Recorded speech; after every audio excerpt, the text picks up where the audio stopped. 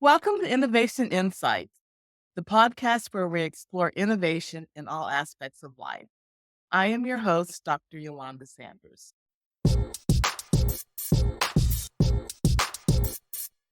Welcome to today's episode, where we have the privilege of speaking with a truly inspirational figure in writing and community engagement, Ana McCracken. With a rich tapestry of experiences that span from the fashion merchandising halls of Iowa State University to the reflective corners of creative writing environments, Anna's journey is nothing short of remarkable. Holding an MFA in creative writing and environment from Iowa State University, Anna has harnessed her passion for storytelling and community building to create impactful programs and workshops that resonate with diverse audiences.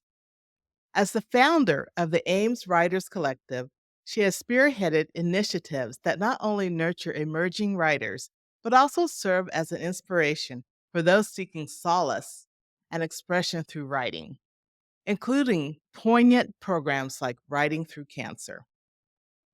Anna's work extends beyond the local community, touching lives through her speaking engagements and her profound written works, which range from exploring the depths of human connection to addressing the complexities of health and grief. Her contributions have been recognized with awards celebrating her cultural entrepreneurship and dedication to fostering a vibrant community through the arts. Today, we'll delve into Anna's journey, exploring the motivations behind her transformational projects, the stories that have shaped her, and her vision for the future of writing as a tool for healing, connection, and community building. Please join me in welcoming Ana McCracken to Innovation Insights. Thank you, Yolanda. And I was just thinking, I got to save that intro because I may need to use that myself someday. That was beautiful. Did you know you're a writer? I feel like I'm an editor most of the time because that seems like what I do most of the time. But oh, thank you. Well, it's really just a joy to have you here today. I've been, I guess, fortunate to have you as a friend for, Gosh, since you came to Iowa State, I think. yeah, so Yeah. 11 years. Oh my goodness. Oh my goodness. It's gone fast. And it's been fun to watch you develop this really important program for our community here in Ames, Thank and, you. and engaging writers within the community and supporting people to write, because it's such an important part of innovation and creativity in life and capturing stories. Yeah, it is. Thank you. Thank you for having me. I'm really thrilled to be invited. Oh, of course. Tell us a little bit about your journey and what motivated you to pursue MFA in creative writing and environment after you had a degree in fashion merchandising. So, the impetus to filing at an MFA was the idea of deadlines. I don't do well without deadlines. So if you go back to 1999, the story that started it all, I've always I wrote Christmas letters, and then they really took a high note when I moved from Chicago to work at Stanford Law Mhm. School.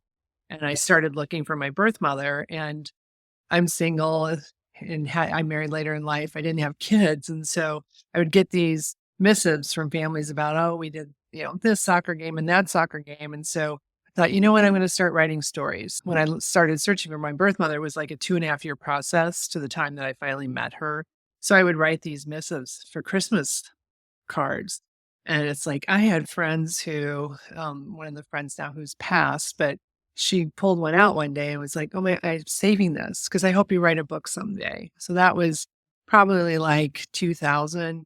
And so I did. I started writing a story of meeting my birth mother on the day she died. And that was 1999. And here we were in, I don't know, 2017 when I moved back from San Francisco to Ames. And I'm like, this book is just languishing. And part of the problem is that I needed deadlines. So I enrolled with another friend of mine into the program just so that I would get a final draft or my first real. I had tons of drafts, but I needed really a complete first draft. So, well, 20th draft, but a real complete first one. And that was why I enrolled in the program. It was convenient to be able to go here. We had the creative writing program. It's different than other programs. It's a 3-year program. And it was like having a full-time job. And, and I might have wanted to go other places, but my home was here. So I was able to write here in my community, which was good. Yeah, it is. And it was nice having you on campus Yeah. too during that time. I would walk along the pathways going, "Oh my god, I remember my first day here when I rode my bike and my tire, the one between is it Carver and Beardshare? And my Yes. tire caught between the sidewalk and the grass and fell over. Day 1, I never rode my bike again." Oh, no. Oh, no. Oh, And that was my undergrad. That was my undergrad. oh, yeah, but I don't blame you for not writing it again after that. Yeah.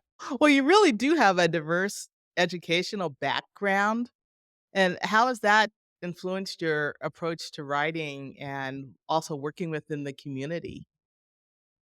So, thinking back on it, when I really started to write my memoir in earnest was probably 2007 or so.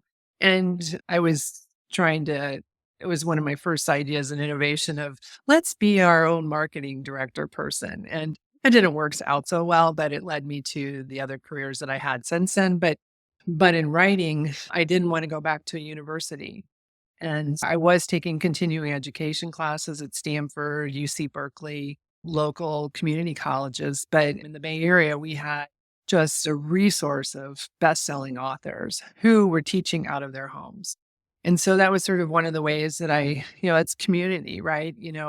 I met this one author, Ellen Sussman, who had these anthologies and she's wanted to focus on being a fiction writer, but I begged her to get into a fiction class because at the time there were no real memoir classes.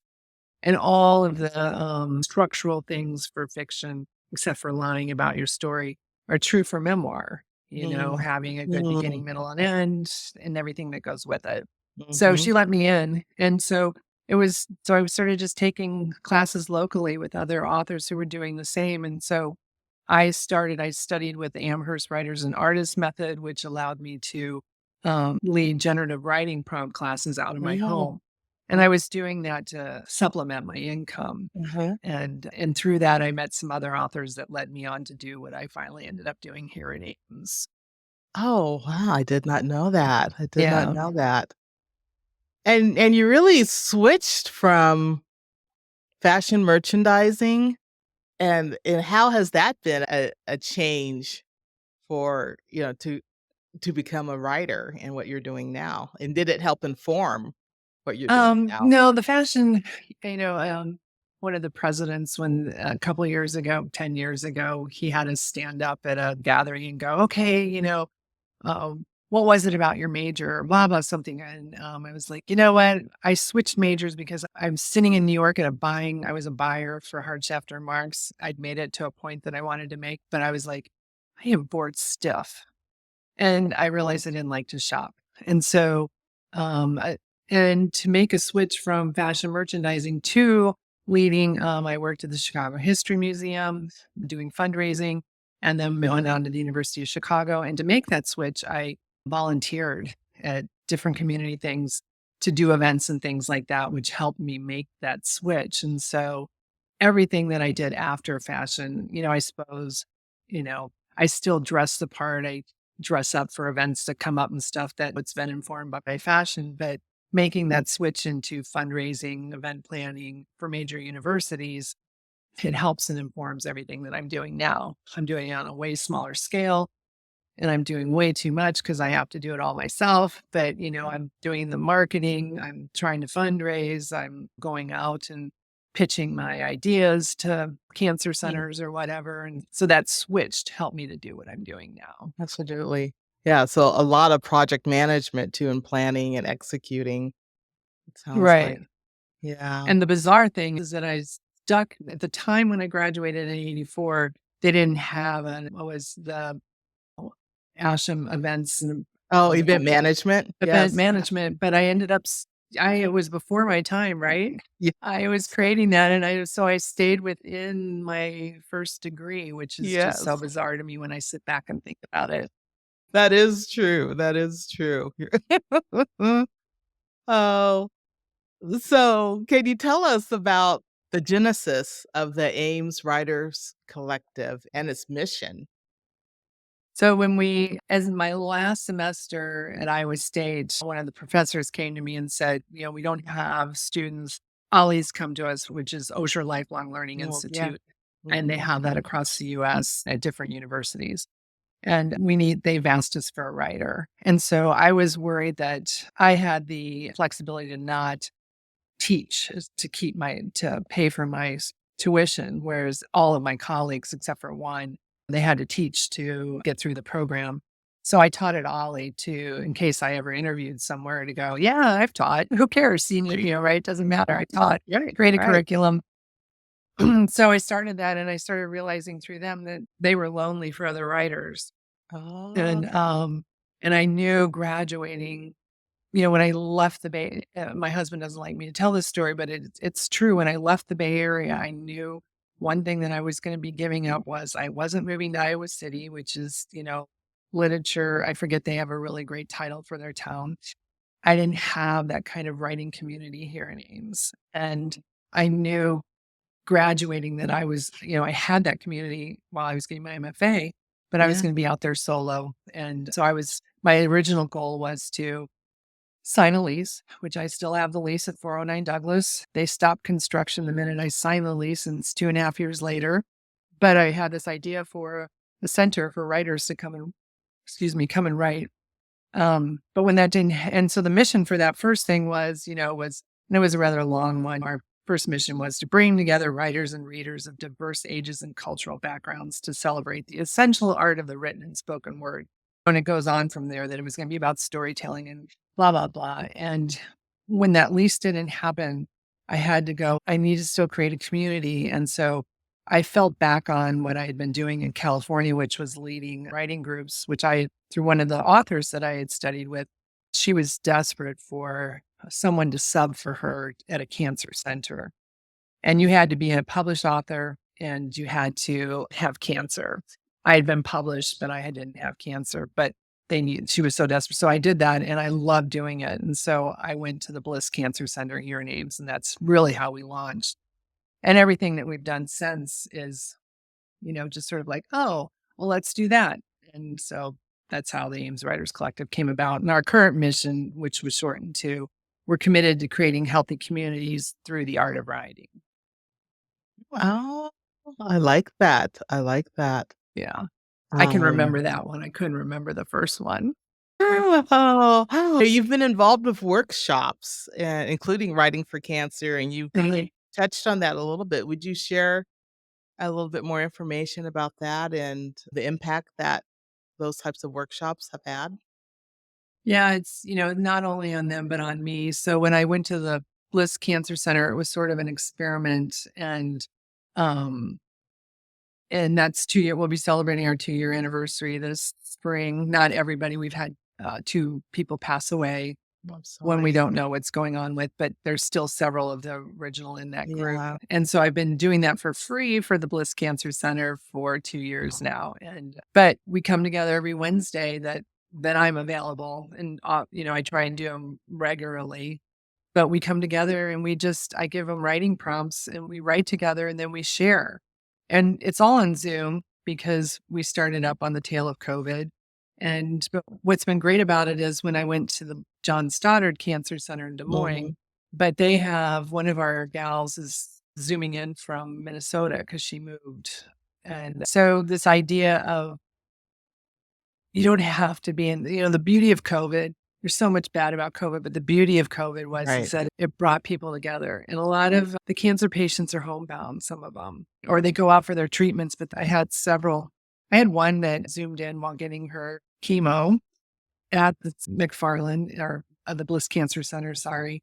And, others that just weren't well and just it was easier for them to stay home. And so I think what it does for them, I have this really great quote, two of them actually, but one of them that one of them wrote. I've come to regard writing through cancer writing circles as an integral part of my cancer treatment. As much as I appreciate the efforts of my medical team and support of family and friends, I still feel an aloneness in this journey. Writing through cancer writing circles has provided a convenient opportunity to air my worries, concerns, hopes, and fears that only another cancer patient can truly fathom. It is a safe space to share insights, tears, and laughter. And more times than not, we're laughing. And more times than not, the group in Des Moines, John Stoddard, tells me how, and all of them do, that how cancer stopped them and made them evaluate their lives. And that some of them, I told this to a group of oncology nurses, they didn't get the joke because they deal with dying so much. But these cancer writers have said, we're the happiest people we know. We know Wow. it's going to get us, and Yeah, yeah. and I haven't had cancer. I've lost 2 girlfriends to cancer, and so I do it in their memory.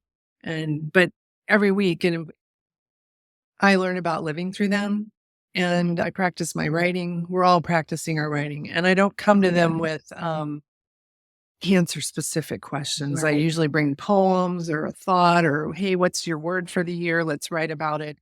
And if they choose to write about their cancer, they write about it. If they wanna write about a childhood experience, they write about that, and we read it out loud to each other, and we all hear each other's we can all relate because something in their writing is universal, and that's the beauty of writing in community.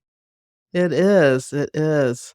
And what an innovative way to bring people together in a situation that is very difficult, but to Right, support each other. right. Yeah, yeah. Yeah, Oh, really good. That's really good. thank you. You also have the Swift Youth Poetry Workshops Yes, and and the Swift Literary Festival. so and some people go, "Why Swift?" That's on the side of trucks, but where I've signed the lease, I don't know that we'll ever take up space there 'cause, my lease is up in April, and I don't know how I'll fund it if I don't. Yeah. But that building is Mhm. connected to the Octagon Art Gallery Yeah. or Center, and those chimneys attract swift birds every year that come to roost in that building, and Oh. so one of my board members said to me once, "You need to start calling stuff Swift." So it's the Swift Youth Riders, and I got little birds on my marketing stuff, and, so yeah, those kids, I one of my first grants was from the Rotary to host a week-long program for kids writing, and it's the same thing. Give them prompts, and they came, and they wrote together, and we just had a poetry workshop in January, which was 3 weekends, led by Iowa City poet Caleb, the Negro artist, me, and it was in preparation for the Langston Hughes Project performance on this coming Thursday night, Yeah. and, these kids, they ranged from 10 to 16 years old. And when you think about it, it's like, "Wow, that's kind of a strange mix to, why didn't you do more?" But it's like they don't know how old the other is, and they don't care. It's just the most wonderful space to sit in. It's just they don't care. That's And they had so many issues they wanted to write about, and that was the whole thing, write about social yeah. justice or thing on your heart. It is great to have such a wide range together and writing and thinking and sharing and breaking down those what would be viewed as generational gaps between, Mhm. a 10-year-old and a 16-year-old. Oh, and I lead, every other or 1 Sunday a month at the library. I lead a thing at the library 2 to 4 PM at the Ames Public Library on the 2nd Sunday, and I write with them. So think about the generational there. I'm in Yeah. my 60s. These are teenagers. I've never had kids. So Mhm. it's like, and one of them, Lily, they all, "What do you do?" And Lily had been writing with me all last fall, and she came to this workshop and she said, "So, Miss Anna, how's your memoir going?" And I'm like, "Well, Lily, I hate to report, but it's been stalled and I'm going to start working on it." And her face was just like, "Oh, you're not writing it?" And I'm like, "I'll keep you posted." She's like my little cheerleader, Your accountability partner there. and Yeah. she's 13, right? I love it. I love it. Yeah. Oh my gosh. I was also gonna ask you, so when they're writing, do they write, with pencil or pen and paper, or do they write on their computers? Actually, I allow them to do both, but I hand them a notebook and pen, and they freely and, willingly write with their pen and paper. Yeah. So it's really, it's you get more to the core of things. You can get to the Oh, core on your computer, but yeah. it's been the guys, who have written on computers, not so much the girls. Yeah, That's yeah. interesting. Yeah. Journaling is something that we find really important within creativity and innovation and writing with a journal. What are some of your thoughts on that? That process of actually physically hand on paper with a journal or a notebook. Well, and I think way back when I started doing this process, when I studied for the certification in the Ames, the Amherst Writers and Artists method, I was journaling. There's a couple authors, Natalie Goldberg, who believes that you should get up every morning and write 3 pages. And my favorite author, Dani Shapiro, she always says, I'm not well if I'm not writing. And she means writing in general. But I've been rather anxious lately. And my chiropractor is like, whatever my anxiety, she's like, I think it's anger based or something. And I'm like, okay. And she's, but aren't you a writer? Shouldn't you be writing about this? So, you know what? I saw her yesterday and I was like, I'm going to start doing this again. It takes no time to write about nothing, 3 pages every morning. And there was a point in my life where it was a really down period in my life. And I think writing saved me, you know? And I know from these kids who've written with me, when I have them read it out loud, that's actually the hardest thing for them. Some of them came back and said, you helped me get some courage and to realize that I am a writer, you know? And so there's so many reasons to write and to write in community. Right. Yeah. That is so true. That gathering together, sharing the thoughts. Yeah. Yeah. Yeah. What an impact you're making.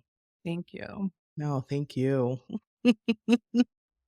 So you have had a really wide range of publications, and your pieces have ranged from palliative care to celebrating positive female connections. So, how do you choose your topics, and are there any that you're particularly proud of? All of the, like the palliative care ones, those were when I was working for a hospice. So I got to interview people who were actually dying or their family members. And those I'd actually like to get back to that, but I can't do everything. And those were so informative. Those were situational driven. I was writing for our own publication there. I haven't, what did I did submit something recently. It's sort of theme driven. When you submit Mhm. out in the world, there's usually some sort of theme they want you to write to, Yeah, or you just submit. So, but right. I think, if I was proud of something, and it was a short piece, it was one of my first ones. It was the Chicken Soup for the Adopted Soul piece that I got published with in two different, they had a reprint of it, but it was about the situation of sitting by my birth mother's deathbed and Yeah. introducing myself to her for the first time. So, Wow. that went out to who knows who read that. I've gotten busy with submitting things because I'm really focused on getting my memoir to a point where I can get it out to start for an agent this year. Well, I would never associate the word lazy with you. I'm not lazy, but I tend to put stuff that are important to others first and then me last. So we have to switch that around. That sounds more accurate. Yeah. Mhm. So in 2023, you received the Veronica Rudenberg, I'm not sure if I'm Yeah. pronouncing that correctly, Cultural Entrepreneur Award. Tell us a little bit about that award and how did it help the Ames Writer Collective too, having that I think recognition? how it helps, I was nominated for it. I was actually out of the country I didn't get to go actually receive my first award for my, what I'm doing with my nonprofit, but it validates what you're doing. Any award anyone ever receives, it validates what you're doing. And so it did that for me and it made the papers and things. So it gets the word out that, oh, there's an Ames Writers Collective. I've had several grants here in the city which are equally as important too, because grants validate that one, you're for real, and two, right? So I've had the Ames, city of Ames has given me 2 grants, and That Discover Ames has given me a grant. The Rotary Club's given me a grant, and the Ames Community Arts Council gave me an arts and education grant. So, between all of those, it just validates what we're doing, that, what we're doing is good. and would you talk about seeking grants and because grant writing is very different than other types of writing. And for you to be so successful in garnering grant money, but also to be a memoir and creative writer. I mean, that takes a skill to be able to switch between different genres of writing because grant writing is It very different. it is, but, in these city grants and stuff, I think it's different than when you're looking for grants in higher education, right? Those are lengthy things, but I think people have gotten so tired of I think where as I've come in, people have gotten tired of reading them, so that what they've done now is they ask for word counts. And so when I first started writing, I was writing a column on Maui. I lived on Maui for 2 years during a life transition, and my column was 700 words. And actually, this was part of the problem with writing my memoirs, that I had learned to write so concisely Oh, yeah. that it was hard for me to write bigger, which you need to do when you're writing a book, right?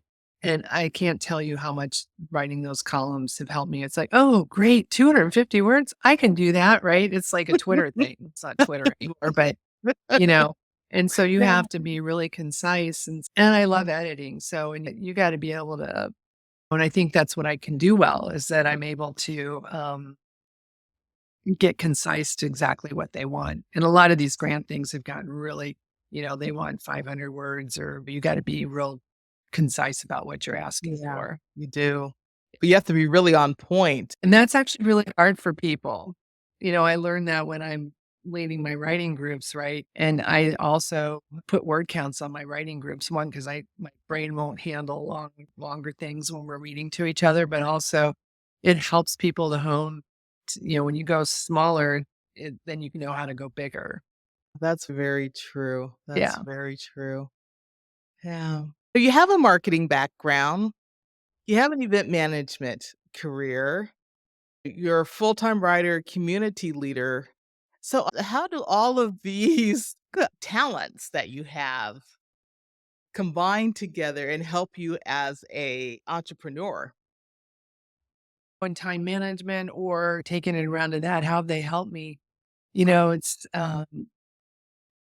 I was leading huge events for the University of Chicago's business school, right? I'm leading little ones now, but I am an event planner's worst nightmare at someone's fundraising event. It's like, why did you set up the entranceway this way? It's like, and but I was doing marketing, I was doing writing. With my hospice, we could just go to my last real job, which was at Hospice of the Valley in San Jose, which is no longer in existence, but I wrote for the development team and was doing conferences, and so all of those little things I'm still doing in my life. I had assistants at the time, and I don't have that now, which is sort of the bane of my existence. It's like, oh my God, how do I make, but all those things help me to do what I do now. The idea that I have a background in fundraising, that I have a background in marketing, writing stories. I used to be a columnist, all those things I feel have just merged into what I'm doing now.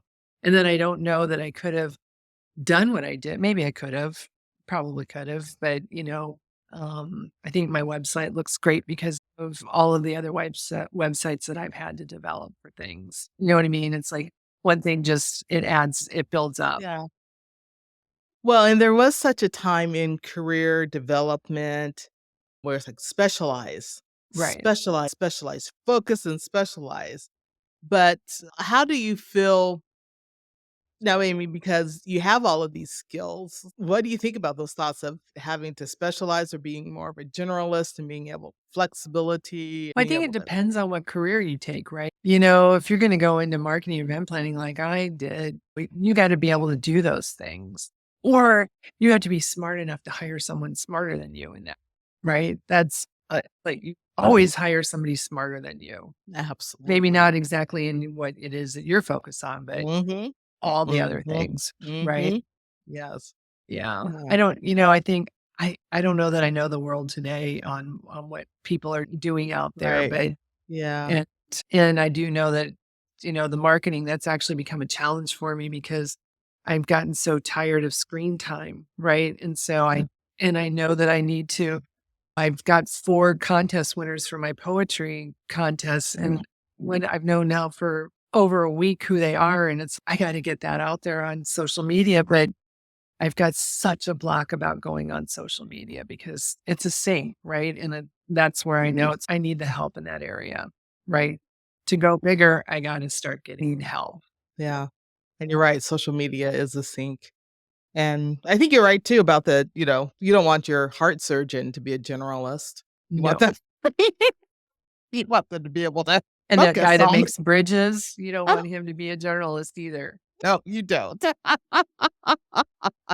Oh, well, with such a rich professional and creative life, how do you manage your time in balancing writing and community projects? And I know you're active in a lot of areas within the community and with the university too. Yeah, but I've been scaling back on things, and one of my I picked 2 words this year instead of 1. One is to reimagine what I'm doing, to does it stay like this, or are we gonna reimagine it some other way, and are we gonna go larger because I can't keep up at the pace that I'm at? Because 'cause I'm not, I don't feel like I'm doing it well. Um, and there was another thought to that question, but what was the rest of that question? Just ask. Oh, well, balancing your writing time with community projects and So my writing time, I've scheduled myself on a couple writing retreats to go oh, away good. and to actually be with other people that are working on large projects. And I'm hiring people that are working on me with edits and stuff so that I Oh, have okay. to write.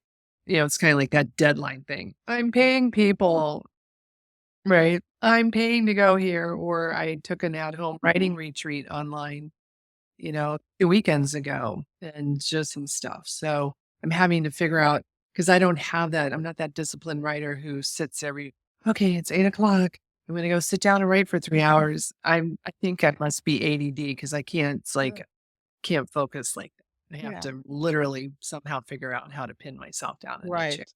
Well, I mean, with you running an organization and all that comes with that, it probably is hard to carve out that time, Because yeah, they're two innovative different ways. animals. Yeah, and so, yeah, to find that time just to focus and have that quiet time Right. to do that. So that's a great idea to doing retreats, and tell us a little bit more about the online writing retreats. That's One of really the authors I had intriguing. studied with years ago and who was the one that got me into the cancer writing groups, Um, I've seen a couple other authors that I've studied with doing it now where it's like, okay, we're Friday through Sunday, and it was on Zoom, and she had this whole schedule thing, where we'd be writing, check in. You didn't have to come to the check-ins, but in the evening you had to show up to read to the group, and we had to do one night and divide up in 2 groups to do that. But and then she had it where 15 minutes of time with her. And so if you didn't write, but I got stuff done. My husband supported me in that, and it's like, and I got a lot done. I mean, I finally got my first chapter to a point where it's like no one was complaining about anything anymore. And that was like, who knows how many renditions of that I've written. So it was really good. Yeah, that sounds great and really Yeah. well structured too. Yeah, Yeah. Yeah. yeah, I'm going to do it again with her in April. yeah. Huh. Okay, well, hopefully our audience can think of that as a way to also engage and find that Mhm. writing time. Right. You didn't have to go anywhere and it was cheaper that way. Yeah. Which is nice. Yeah, that's Mhm. good. So are there any upcoming projects or initiatives that you have with the Ames Writers Collective?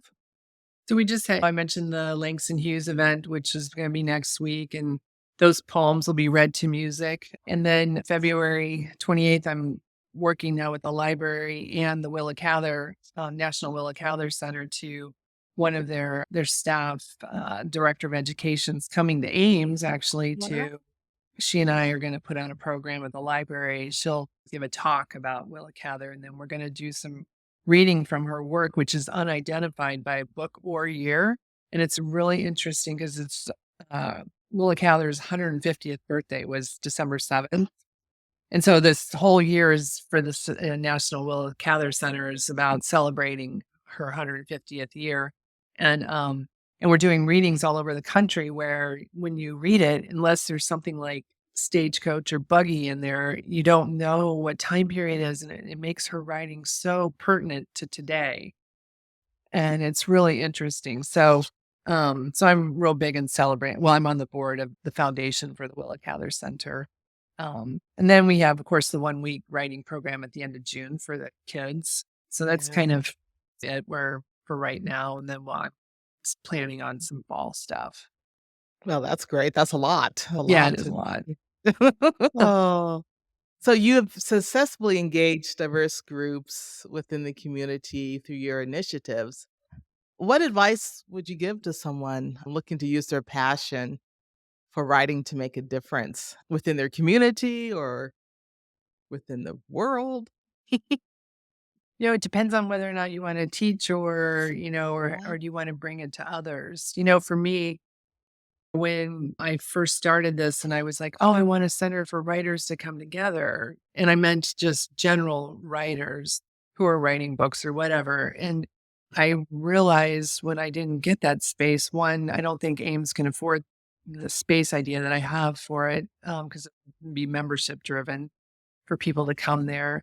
Um, was that I was like, that wasn't the kind of writer I wanted to support Oh, and I'm not good at working with writers on, if I can hire others to do the teaching, the real teaching and editing and those sorts of things, but that I was more into this idea of generating writing that may not ever go anywhere or see the light of day, but that in someone writing it, that it has helped them personally. And so, I think you have to know yourself.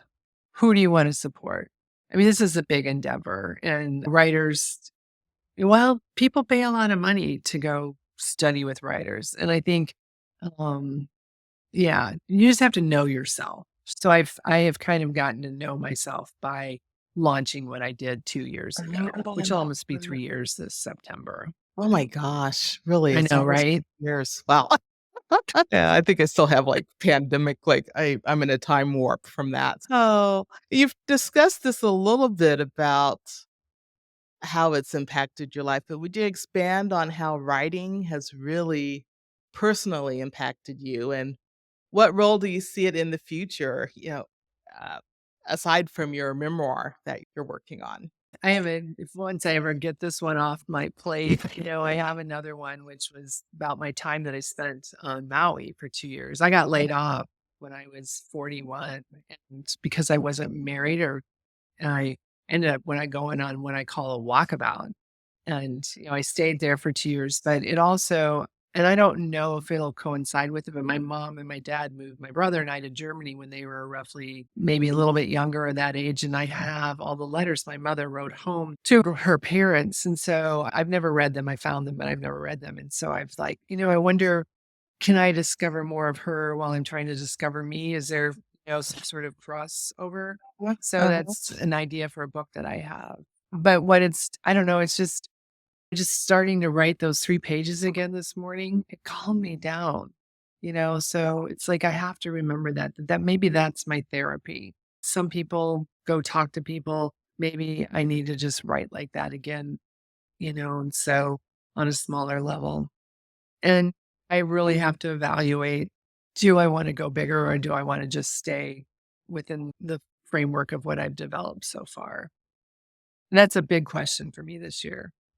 'Cause the 2, I think, of words I forgot to mention were reimagine and discernment for yes or no. I tend to always say yes, and now I've started saying no to a couple things so in reimagining, is it this or how do I reimagine it as something else? So Right. that's yeah. Yeah. That makes sense. Yeah, and I think people are rethinking boundaries Mhm. now and thinking about themselves, and, yeah, I hear that from many guests that, yeah, Right. figuring that out. Mhm. Yeah. Oh, and I know this was not a question that I know, you're looking at me like, "Oh, here she goes again." But, yeah, so, advice for someone who, because I remember as I think it was in my first couple years of college, I was told that I was not a good writer, and repeatedly, yeah, I had a faculty member at the community college that I went to that just really made sure that I did They not didn't go read come. my intro, man. I'm like, "It's going in my resume." So what advice would you give to someone who, feels nervous about writing or feel like they are not good writers? What advice would you give to someone to get over that? Well, that Amherst Writers and Artists.org, I'll just say Amherst Writers and Artists, or maybe just Amherst, I forget, but if you just put Amherst Writers and Artists in, the woman who founded that believes that she's passed away, but she believed that everyone is a writer, that we have all been hurt by that person, right? That has told us we couldn't write. And so, in these class, it's just keep writing. If you've got us, everybody has a story. Maybe not every story needs to make the light of day, but everybody has a story. But the way that I lead my writing groups is we do a lot of, I have notebooks from all of these, right? Generative writing, I call the cancer groups, generative writing groups, right? Where we write to a prompt. I wrote half my memoir during COVID to writing prompts by my friend out in California who was leading a class. And, it's practice. And then so in the groups that I lead, we read it out loud to each other. And I swear to God, it needs a million edits. But when you're reading it, what you've just written to a group, it sounds like it's publishable, right? And it's like it sparkles and I don't know, there's magic in that. And I think writing in groups like that, you Yeah. know, can help you be a writer. But as if you want to be a writer, you got to be willing to edit. And so, recently I wrote down some quotes from I may have been that weekend I was taking that the real writing happens in the editing. Sometimes you can over edit, but if you really let it, it's the editing that gets to the heart of what you're trying to write about. But you have to practice, you have to do it. And I think everybody's a writer if they would just do it. I agree. I agree. I believe that with creativity. I'll hear people Right. say, "I'm not creative." You're human. Every human is creative, and I believe that with writing and communication because we have to do that. So we can do it. Right. Exactly. Oh, our last question that we asked every guest is, how do you define innovation? So, because I'm a writer, I always go straight to the dictionary. And forgot to go to that one there, but the idea of innovation is just getting the implementation of ideas, right? And the Ames Writers Collective has been the implementation of a lot of ideas. But eventually, to do it well, I think you've got to decide on what you're going to pare it down to. And that, I could have a million ideas and I could be doing a million things, but if they're not all, if they don't all work for me, that's not real innovation. And I think that um, you have to be willing to bring others in on it because, there's get multiple ideas from different people.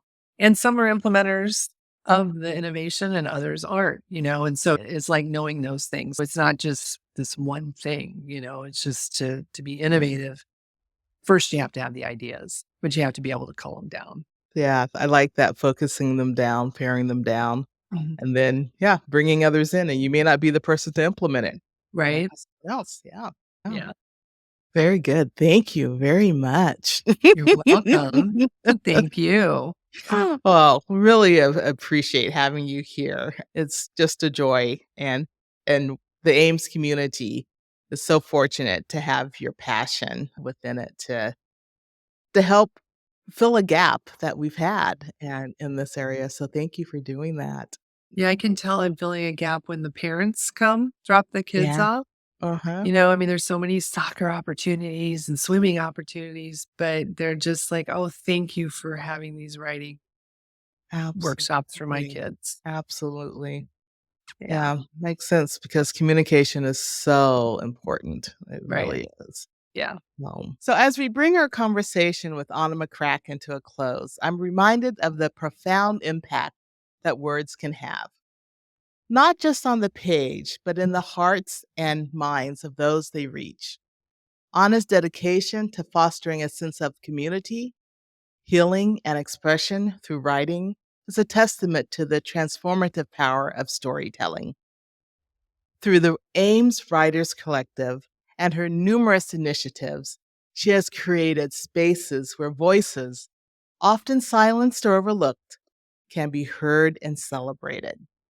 Today's discussion has been a journey through the landscape of creativity, resilience, and the unyielding belief in the power of written words to connect us all. Anna's work reminds us that writing is not just an art form, but a vital tool for personal and communal growth. For those inspired by our conversation, I encourage you to explore the Ames Writers Collective and perhaps find your path through writing. Whether it's joining a workshop, participating in a community program, or simply putting pen to paper, remember, as Anna has shown us, your story matters. Thank you, Anna, for sharing your insights and experiences and passion. And to our listeners, thank you for joining us on this inspiring journey. Remember, writing, connecting, and creating communities where every story is valued is essential.